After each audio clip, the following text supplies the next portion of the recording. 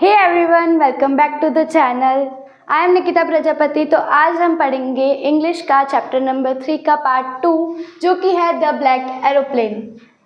तो जो पार्ट 1 है हिज फर्स्ट फ्लाइट वो हमारे सर ने बनाया है और जो सेकंड पार्ट है वो मैं बना रही हूँ। तो द ब्लैक एरोप्लेन ये थोड़ा नाम ही कुछ अलग सा है, मतलब कि जनरली जो एरोप्लेन होते हैं वो वाइट होते हैं, तो इसमें द ब्लैक एरोप्लेन क्यों लिखा हुआ है। इसका जो टाइटल है वो ही बहुत ही यूनिक है। तो हम ये स्टोरी पढ़ेंगे तब हमें पता चल जाएगा कि इसका नाम द ब्लैक एरोप्लेन क्यों है। तो हम स्टोरी स्टार्ट करें उससे पहले मैं थोड़ा सा बता देती हूँ कि चैप्टर में है क्या।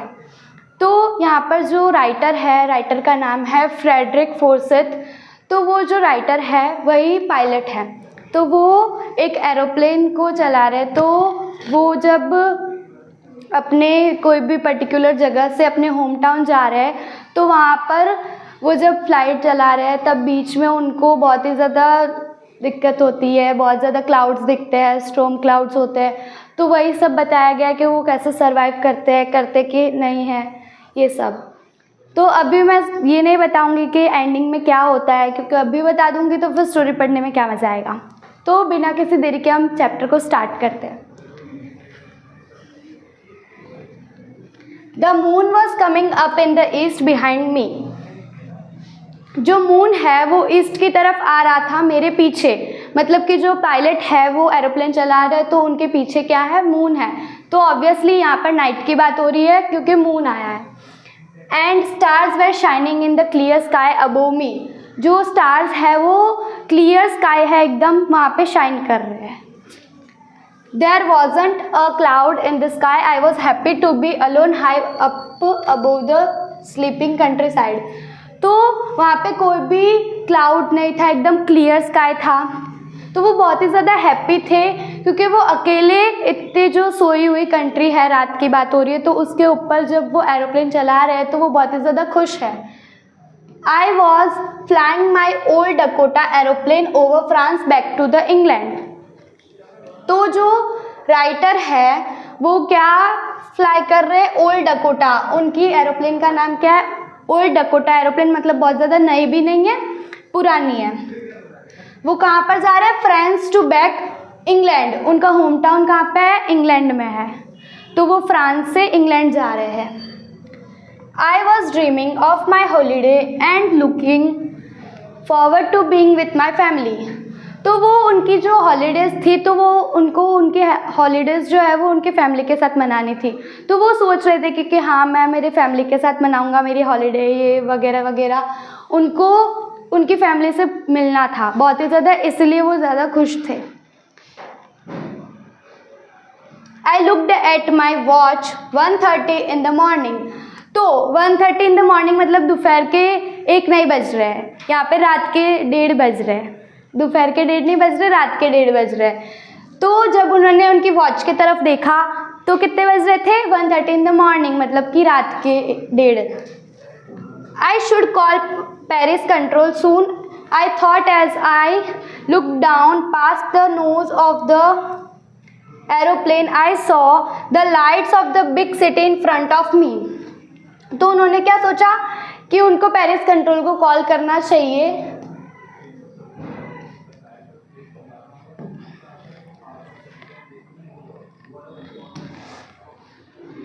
जब भी हम एरोप्लेन में ट्रैवल करते हैं तब वहाँ पे जो एरोप्लेन जो पायलट होता है उनका कनेक्शन होता है किसी ना किसी से, जो रेडियो होता है या वॉकी टॉकी जो होता है उससे उनका कनेक्शन रहता है। कोई ना कोई जहाँ पे भी वो फ्लाई कर रहे हैं उसके नीचे जो भी कंट्री है जो भी है उनसे उनका कनेक्शन रहता है, एज वेल एज जहाँ से वो निकले हैं वहाँ से भी उनका कनेक्शन रहता है।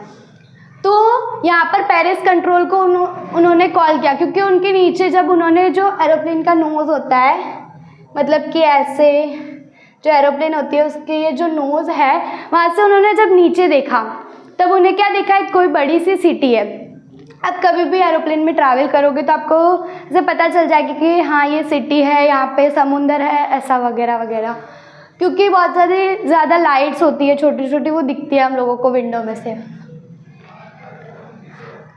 I switched on the radio and said, Paris Control Dakota DS-088 here. Can you hear me? I am on my way to England. Over. तब जब उन्होंने रेडियो को ओपन मतलब कि चालू किया, उन्होंने पेरिस कंट्रोल को कनेक्ट किया, तब उन्होंने क्या बोला? Paris control. अभी उन्होंने उनके जो एरोप्लेन है उसका मॉडल नंबर बताया। क्या नाम था उसके? मतलब ये क्वेश्चन आ भी सकता है, तो ये याद रखने जैसा है। उनके एरोप्लेन का मॉडल क्या था? Dakota DS-088 here. उसके बाद उन्होंने क्या बोला? Can you hear me? I am on my way to the England. Over. इतना सा बोला, उसके बाद उन्होंने बंद कर दिया।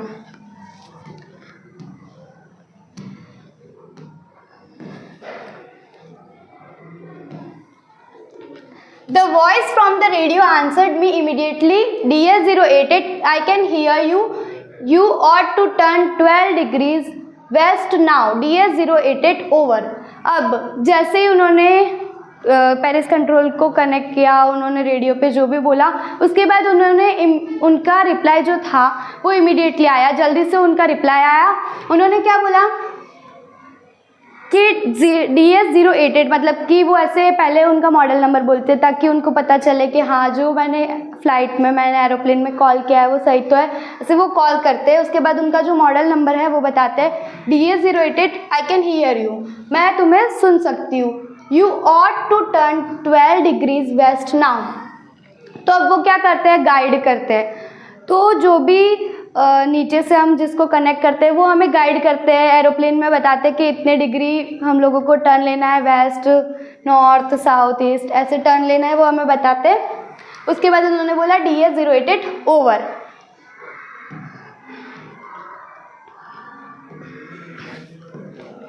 अब I checked the map and the compass, switched over to my second and last fuel tank and turned the Dakota 12 degree west towards England. Okay, तो उन्होंने क्या किया? मैप चेक किया कि ये सही है कि नहीं इंग्लैंड की तरफ जाने के लिए। उसके बाद उन्होंने उनका कंपास चेक किया। उसके बाद उन्होंने switched over to my second and last fuel. तो एरोप्लेन में 2 फ्यूल टैंक्स होते हैं, एक ख़त्म हो जाता है तो वो दूसरे पे आ जाते हैं। वैसे ही इनका भी फर्स्ट जो फ्यूल था वो ख़त्म हो चुका है, अब वो सेकेंड जो फ्यूल टैंक है उस पर वो शिफ्ट हो चुके हैं। उसके बाद उन्होंने जो डकोटा है उसको, डकोटा एरोप्लेन है उसको 12 डिग्री वेस्ट की तरफ टर्न किया। जो रास्ता कहाँ का था? इंग्लैंड का था। I will be in time for breakfast. I thought a good big English breakfast. Everything was going well. It was an easy flight. Okay, तो उन्होंने क्या सोचा था? वो सोच रहे थे कि मैं ब्रेकफास्ट के टाइम तक पहुंच जाऊंगा, उसके बाद मैं मेरी फैमिली के साथ ब्रेकफास्ट करूंगा, एक बिग इंग्लिश ब्रेकफास्ट करूंगा। उनका जो इंग्लिश ब्रेकफास्ट था वो करेंगे वो।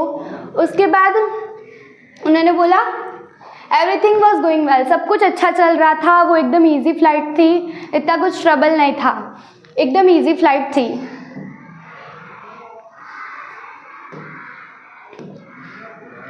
Paris was about 150 kilometers behind me when I saw the clouds. तो जो पेरिस है वो 150 किलोमीटर्स पीछे छूट गया था और वो इतने आगे आ चुके थे पेरिस से। पेरिस कहाँ पे है? फ्रांस में, तो इसलिए यहाँ पे फ्रांस टू इंग्लैंड बोला है। I saw the storm clouds. They were huge. They looked like a black mountain standing in front of the across the sky. In front of me across the sky. तो जैसे ही मतलब कि Paris जो है वो 150 kilometres पीछे छूट गया था, उसके बाद उन्हें क्या दिखा? एक ह्यूज क्लाउड, जो कि क्या था? एकदम स्टॉर्म क्लाउड जैसा लग रहा था। और ऐसा वैसा नहीं था कि छोटा बड़ा था, बहुत ही ज़्यादा बड़ा था। वो कैसा लग रहा था? एक ब्लैक माउंटेन्स की तरह जो स्काई में उनके सामने खड़े, ऐसा लग रहा था। I knew I could not fly up and over them. उनके ऊपर या नीचे से वो नहीं ले सकते थे, उनको भी पता चल गया था, मतलब कि बहुत ही ज़्यादा बड़ा था वो, इसलिए वो उसके ऊपर से भी नहीं ले सकते थे। And I did not have enough fuel to fly around them to north और साउथ। तो जो एरोप्लेन है उसमें क्या होता है, जैसे कि एयरपोर्ट है, एयरपोर्ट पे कोई नीचे जो फ्लाइट है वो लैंड हो रही हो, तो जो एरोप्लेन अगर आ गई हो तो वो ऐसे गोल गोल घूमती है स्काई में। तो उनके पास इतना फ्यूल भी नहीं था कि वो ऐसे जब तक ये क्लाउड जो है वो ख़त्म हो तब तक वो ऐसे गोल गोल घूमे, ऐसा फ्यूल भी नहीं था उनके पास। तो अब वो करे तो करे क्या। I ought to go back to Paris, I thought, but I wanted to get home. I wanted that breakfast. उन्होंने क्या सोचा, मुझे पेरिस वापस लौट जाना चाहिए, क्योंकि अगर वो उसके अंदर जाएंगे, उसके ऊपर जाएंगे तो इतने सारे पैसेंजर्स हैं, उनकी भी जो लाइफ है वो ऐसे वो रिस्क हो जाएगा उनके लिए। तो फिर इसलिए उन्होंने क्या सोचा, मुझे पेरिस लौट जाना चाहिए। पर उनको क्या चाहिए था, उनके घर पर जाना था, उनके फैमिली के साथ उनको ब्रेकफास्ट करना था। तो वो जो उनकी इच्छा है वो उनसे क्या कराएगी, अब आगे पता चलेगा। I will take the risk and flew that old Dakota straight into the storm. अब वो क्या बोल रहे हैं, मैं रिस्क लूँगा, और वो क्या करेंगे, जो डकोटा एरोप्लेन है उसको स्टॉर्म के अंदर डाल देंगे। Inside the clouds, everything was suddenly black. It was impossible to see anything outside the aeroplane. तो जैसे ही वो अंदर गए तो वैसे उनको क्या कुछ भी नहीं दिख रहा था, सब कुछ ब्लैक ब्लैक था। तो बहुत ही इम्पॉसिबल था कुछ भी देख पाना बाहर की चीज़ें। तो वो बहुत ही ज़्यादा पैनिक हो जाते हैं। अब The old aeroplane jumped and twisted in the air. बहुत ही ज़्यादा पुरानी थी एरोप्लेन, इसलिए वो जंप और ट्विस्ट करने लग गए जैसे ही वो स्टॉर्म क्लाउड के अंदर गए। I couldn't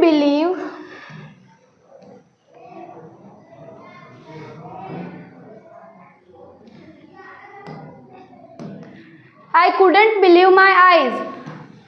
उनको उनकी आंखों पे ऐसे भरोसा नहीं हुआ। तो ऐसा तो क्या हुआ होगा। The compass was turning round and round and round. It was dead. It would not work. The other instruments were suddenly dead too. I tried the radio. अब जैसे ही वो अंदर गए तो वैसे ही सब कुछ क्या हो गया, पहले तो ब्लैक ब्लैक हो गया, इम्पॉसिबल था कुछ भी बाहर देख पाना। तो वो बहुत ही ज़्यादा पैनिक हो जाते हैं, क्योंकि बाहर ही कुछ नहीं देख पाएंगे तो वो चलाएंगे कैसे एरोप्लेन। उसके बाद क्या होता है, उनको उनकी आंखों पे भरोसा नहीं होता, ऐसी कुछ चीज़ उनको दिखती है। मतलब कि क्या दिखता है, जो कंपास था वो टर्निंग राउंड एंड राउंड, वो गोल गोल घूम रहा था, मतलब कि डायरेक्शन नहीं बता रहा था। जैसे कि ये कंपास है, तो जो ये होता है ये गोल गोल गोल गोल घूम रहा था, डायरेक्शन नहीं बता पा रहा था। तो उनका कंपास क्या था, डेड हो गया था, मतलब कि ख़राब हो चुका था, वो वर्क नहीं कर रहा था। द अदर इंस्ट्रूमेंट्स, जो दूसरे इंस्ट्रूमेंट्स थे वो भी ख़राब हो गए, मतलब कि वो भी नहीं चल रहे थे, वो भी बंद हो गए। आई ट्राइड द रेडियो, अब उन्होंने क्या ट्राई किया, जो रेडियो है जिससे वो पेरिस कंट्रोल से कनेक्ट हो रहे थे, या कोई भी कंट्री से या फिर कोई भी सिटी से कनेक्ट हो रहे थे, उसको ट्राई किया, रेडियो को। Paris control, can you hear me? There was no answer, the radio was dead too. तो उन्होंने क्या बोला, Paris control, can you hear me? तो वहाँ से आगे से कोई भी रिप्लाई नहीं आया। मतलब कि जब हमने पहली बार रेडियो यूज़ किया था तब इमीडिएटली आंसर आया था, वैसे इस बार बिल्कुल भी आंसर नहीं आया। तो वो बहुत ही ज़्यादा पैनिक हो जाते हैं। अब the radio was dead too, तो जो रेडियो था वो भी काम करना बंद हो गया था। I had no radio, no compass, and I could not see where I was. I was lost in the storm. Then in the black clouds quite near me, I saw another aeroplane. It had no lights and on its wing, but I could see it flying next to me through the storm. अब क्या था, उनके पास ना ही radio था, ना ही compass था, ना ही वो देख पा रहे थे कि वो कहाँ पर है, क्योंकि बाहर तो क्या था, सब कुछ ब्लैक ब्लैक था, तो ना ही देख पा रहे थे। तो अब वो क्या बोल रहे कि वो खो चुके थे, वो जो स्टॉर्म क्लाउड था उसमें वो खो गए हैं। फिर जब काले बादलों के बीच में एकदम से उन्हें क्या दिखा, एक दूसरा ब्लैक एरोप्लेन दिखा, जिसके पास खुद की लाइट भी नहीं थी उसके विंग्स पर। तो ऐसा बहुत ही रेयर केस में या फिर कुछ ऐसा तो क्या है जो वो जो एरोप्लेन है उसमें लाइट नहीं है, कुछ ना कुछ तो अलग है। तो जो पायलट है, जो हमारे राइटर है, उनके एरोप्लेन के बाजू में क्या आया, एक ब्लैक एरोप्लेन आया। But I could see it flying next to me through the storm. अब उनको क्या दिख रहा है कि उसके पास लाइट नहीं है, बट फिर भी वो क्या कर रहा है, वो फ्लाई कर रहा है उनके जो एरोप्लेन है उसके जस्ट बाजू में। आई could see the pilots face turn towards me. अब वो क्या बोल रहे हैं कि जो पायलट है उसका फेस भी उनको दिख रहा है, और वो जो पायलट है दूसरा, उसने जो हमारे राइटर है उसके तरफ देखा, उसका फेस हमारे पायलट की तरफ टर्न हुआ। I was very glad to see another person. वो बहुत ही ज़्यादा खुश हो चुके थे। ऐसे होता है ना कि कोई भी काम होता है उसमें हम अगर अकेले हो तो हमें डर लगता है, बट हमारे साथ कोई और हो तो हमें डर नहीं लगता है। जैसे कि हमारे क्लासरूम में हम अगर कोई भी होमवर्क करके नहीं जाते हैं, अगर पूरे क्लास में हम अकेले हो जिसने होमवर्क नहीं किया है, तो मैम हमें बहुत ज़्यादा डांटते हैं और हमें दुख भी होता है कि मैं अकेला था। बट उसके साथ हमारे अगर फ्रेंड्स हो या कोई हो तो हमें ऐसे नहीं होता है कि हाँ मैं अकेला थोड़ी था, हमारे साथ बहुत सारे थे। तो ऐसे ही उनको बहुत ही ज़्यादा खुशी हुई वो जो स्टॉर्म क्लाउड्स थे वहाँ पे एक और इंसान को देखकर। ही lifted one hand and waived follow me. और उसने क्या किया, अपना एक हाथ उठाया और वेव किया, मतलब कि मेरे को फॉलो करो, ऐसे वेव किया उन्होंने, से एक्शन किया ऐसा कुछ। He was saying follow me. उसने क्या बोला, फॉलो मी, मुझे फॉलो करो। He knows that I am lost. अब वो जो दूसरा पायलट था उसे पता चल गया, मतलब कि उसे पता चल गया देख के कि वो जो हमारे जो राइटर है वो खो गए हैं। I thought he is trying to help me. मैंने यानी कि जो हमारे राइटर है उन्होंने क्या सोचा कि वो मदद करना चाहता है मेरी। He turned his aeroplane slowly to the north in front of my Dakota so that it would be easier for me to follow him. Okay, तो उन्होंने क्या किया, जो दूसरा पायलट था उसने उसकी जो एरोप्लेन थी उसको थोड़ा सा नॉर्थ की तरफ टर्न किया, और जो हमारे डकोटा है, ओल्ड डकोटा एरोप्लेन, उसके जस्ट आगे आ गए, ताकि जो हमारे पायलट है, हमारे जो राइटर है, उनको इजी पड़े उसको फॉलो करने के लिए। तो वो क्या आ गया, आगे आ गया। I was very happy to go behind the strange aeroplane like an obedient child. तो वो बहुत ही ज़्यादा खुश थे क्योंकि उनको वो अकेले नहीं थे और उनको ऐसे वो मदद कर रहा है तो उनको अच्छा लगा। और वो जो दूसरा जो पायलट है जो मदद कर रहा है उनके पीछे ओबीडियंट चाइल्ड जैसे वो उसको फॉलो कर रहे हैं। ओबीडियंट चाइल्ड जैसे कि जो बच्चे होते हैं जो टीचर्स का सब कहना मानते हैं, सब बड़ों का कहना मानते हैं, वैसे ही वो क्या कर रहा है, उसका कहना मान रहा है, फॉलो कर रहा है उसे। After half an hour, the strange black aeroplane was still there in front of me in the clouds. Okay, तो अभी आधा घंटा हो गया, जो हमारे राइटर है उसको फॉलो कर रहे हैं, और आधा घंटा हो गया और जो हमारे राइटर है वो अभी भी उसे फॉलो कर रहे हैं, वो अभी भी हमारे एरोप्लेन के आगे, ओल्ड डकोटा के आगे है। नाउ अब क्या होगा, There was only enough fuel in my old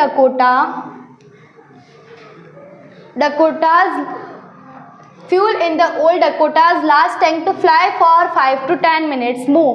अभी ऑलरेडी उनका सेकेंड फ्यूल टैंक चल रहा था। अब क्या हुआ, अब जो उनका ओल्ड डकोटा है उसमें सिर्फ और सिर्फ वो 5 से 10 मिनट और फ्लाई कर सकते, उतना ही फ्यूल था।